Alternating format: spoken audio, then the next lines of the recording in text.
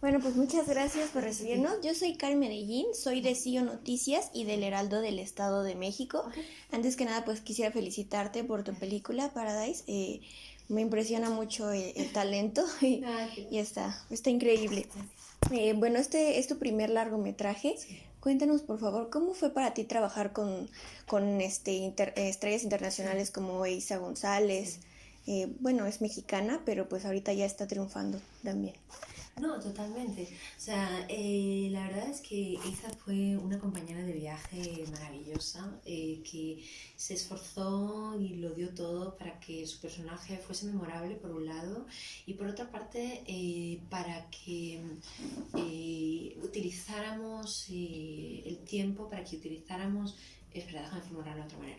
Eiza fue una compañera de viaje maravillosa, no sé qué, y lo dio todo para que su personaje fuese memorable, que es algo que muchos otros directores ya me habían hablado de ella. Yo la conocí a través de Edgar Wright, cuando vino a España, a Madrid, a presentar Baby Driver. Y curiosamente conocí a Eiza a la vez que conocí a su mamá, a Glenda Reina. Y fue muy entrañable para mí.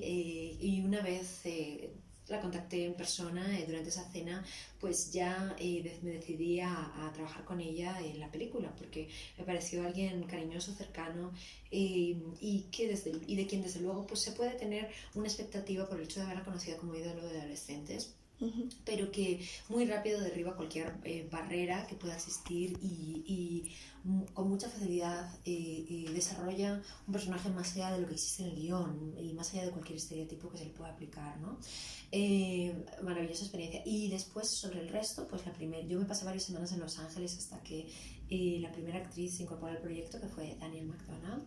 Venía de su éxito de Patty Cakes en Sundance, y lo que yo no sabía es que además el talento dramático tiene una capacidad maravillosa para las escenas de acción, que hace que los equipos pues aplauden espontáneamente. Luego tenemos a Emma Roberts, quien al ser la protagonista ayudó mucho al contexto emocional de la película, porque ya te da una idea de cómo va a funcionar las actrices, ¿no?, de esta peli. Y bueno, pues tiene un carisma que te agarra en esos primeros frames de la película y que espero que no te suelte hasta los finales. Y luego tenemos a Mila Jovovich, quien es toda una figura materna en el set, y que como directora debutante es muy importante tener esa figura de una persona más mayor que tú, de una actriz más mayor que tú, que te vaya a tomar de la mano cuando estás perdida, ¿no? Y eso fue lo que ella hizo. Luego tenemos también a Awkwafina, quien venía de rodar Crazy Rich Asians, y antes de rodar La despedida de Farewell de Lulu Wang. Fue muy interesante ver cómo su miedo a realizar un papel dramático se convertía en la más que evidente habilidad que ella poseía para realizarlo en el set, ¿no? Y espero que se gane todos los Oscar con La despedida, porque se lo merece. Ayer durante la presentación de Paradise dijiste que te agradaban melodramas mexicanos. Sí. ¿Cuáles para ti son representativos? Me encanta todo lo de Pedro Infante. Ok, no. Claro, ¿a quién no? Me encanta Pedro Infante, y también, aunque no es exactamente necesariamente ese contexto, me resultan muy atractivas las películas de luchadores. Mencionaba ayer el hecho de cómo, por ejemplo, hablaba del Santo contra las mujeres vampiro como un ejemplo de película que me puso Yadira Ábalos, la productora mexicana de mi primer cortometraje, como referencia cuando le mandé el guión y los primeros paneles de arte conceptual. Y es cierto, o sea, yo vengo de esa herencia audiovisual en que las emociones están disparadas, pero sobre todo que se entrelaza de alguna manera con el realismo mágico y que se entrelaza con el surrealismo, ¿no? Es esa mezcla de herencia entre latina y española, de alguna manera.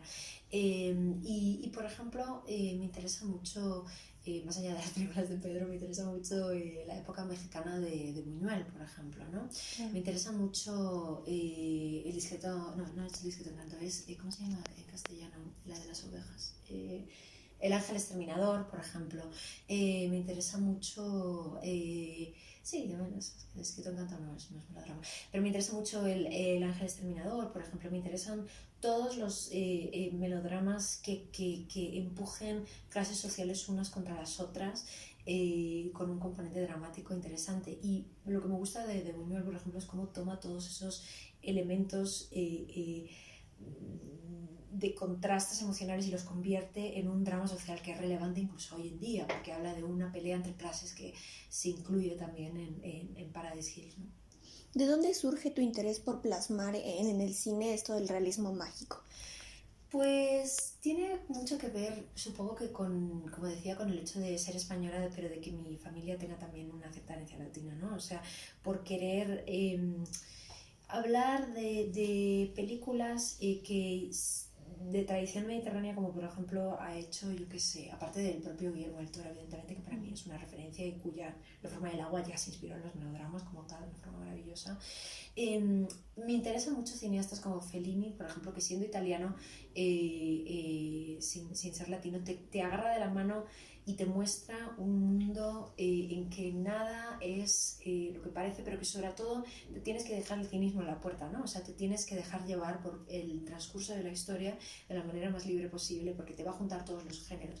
Y de hecho, el propio Buñuel hacía esto muy bien. O sea, en Simón del Desierto, por ejemplo, que también es parte de su época mexicana, pues mezcla la fantasía con el relato histórico, con el relato bíblico, y si te pones a juzgarlo elemento a elemento y si te pones a juzgar, hace una cosa que las películas de los años 60 realizaban con muchísima libertad, que es que si te pones a juzgar los elementos individualmente de la realidad específica que te está presentando la película, puede que te pierdas en la narrativa, pero si te centras en el disfrute casi infantil de lo que estás viendo, te lo vas a pasar tremendo. Entonces, ese era más bien mi objetivo. Bueno, de Fellini hay un ejemplo concreto, por ejemplo, en Julieta de los Espíritus, que fue una influencia en la narrativa de esta película. Yo siempre bromeo con que es una versión para niñas de 13 años de Julieta de los Espíritus. Paradise nos habla sobre este empoderamiento de la mujer. Sí. ¿Nos podrías decir algunos personajes del cine que creas que cumplen con este rol? Muy interesante, me gusta mucho esta pregunta, por cierto.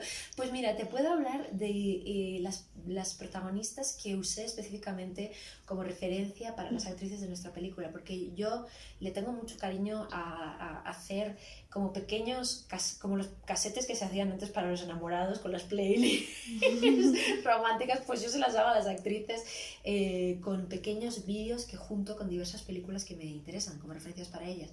Entonces, por ejemplo, en las de Mila Jovovich teníamos muchos personajes de Joan Crawford de los años 40, teníamos una mujer que me interesa mucho, que es Delphine Seyrig, que hizo una película que se llama Hijas de la Oscuridad, Daughters of Darkness, en los años 70, que es una película europea que trata sobre una vampiresa que está buscando como una nueva compañera eterna, y entonces se va por hoteles de Europa a buscar enamorados que están de luna de miel, como para matar al marido y básicamente casarse por la eternidad con la mujer. Entonces me parecía un personaje tan increíble que hubiera existido hace casi 60 años que se lo puse allí en ese casete de enamorados que le hice a la Mila. Y ese es un ejemplo. Luego, por ejemplo, cuando originalmente el personaje que interpreta a Aquafina era japonés en lugar de chino-americano, había varias referencias de una película japonesa que se llama Kamikaze Girls, que trata sobre una punk barra visual que una chica punk barra visual que y una chica que es de estilo, viste estilo lolita japonesa, que son muy diferentes en las maneras en que se expresan visualmente, incluso personalmente. Una de ellas es como una camorrista y la otra es como una muchacha dulce enternecedora, pero a pesar de sus diferencias se empiezan a juntar por su amor por la ropa, pero terminan por darse cuenta de que hay muy pocas cosas que las separan, ¿no? Entonces, al final esta es una película, esos son dos ejemplos al azar, digamos, de esas referencias que yo les puse y que les junté, que las actrices activamente vieron para interpretar a sus personajes, pero también es en general, ese es el resumen de una película que al final va a atacar la competencia entre mujeres, ¿no? Entonces muchas de esas películas iban en esa línea. El verdadero monstruo de esta peli es esa competencia.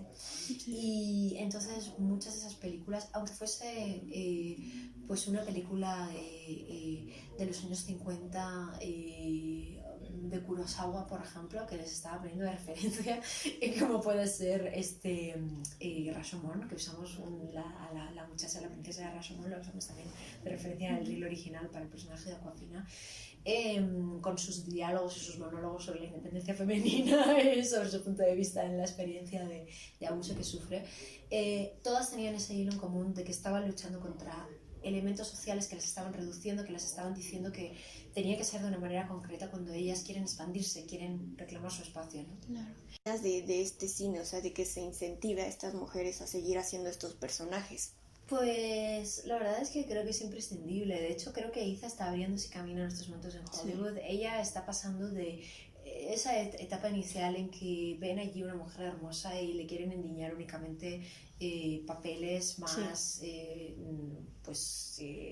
unidimensionales, ¿no? Y ella lentamente está luchando para salir de esa caja y, por ejemplo, para realizar papeles como el de la primera, realmente de una de las primeras superheroínas latinas del cine americano, como está interpretando en Bloodshot en estos momentos. Que como ella bien dice, pues no es Marvel ni es DC, pero es un camino, ¿no? Es un espacio que se está creando. También Salma Hayek ahora mismo está interpretando una heroína latina. Y todo esto es muy importante porque hay que expresar y glorificar a la mujer latina y sobre todo hablar de su poder de una manera no estereotipada, ¿no? Y de una manera empática y hermosa y más allá de la fetichización del físico o de la fetichización de elementos de personalidad que sean reconocibles de forma externa, ¿no? O sea, hay que hablar de ello desde lo interno, desde la experiencia propia. Por eso es importante que haya más mujeres y más actrices que les sigan en este...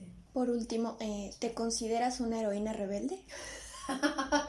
Por supuesto, o sea, he tenido que luchar, o sea, con toda la humildad del mundo y con todo el cariño te puedo decir que he tenido que luchar contra los elementos y que pasar de no poder ir a una escuela de cine, pero sin embargo tener padres que me han inspirado para pelear por mis sueños ha sido algo muy importante en mi educación. Mis padres eran grandes cinéfilos y de alguna manera toda mi carrera es un homenaje a mi mamá, quien ama el cine de ciencia ficción. Su película favorita es Metrópolis, pero también le encanta Blade Runner, dependiendo del día que le preguntes. El estado de ánimo. Exacto, y que de una cierta forma pues me puso todas estas películas cuando yo era muy pequeña y me cambió la vida porque me dio a entender que se podían, que yo tal vez tenía un punto de vista nuevo que traer a este universo.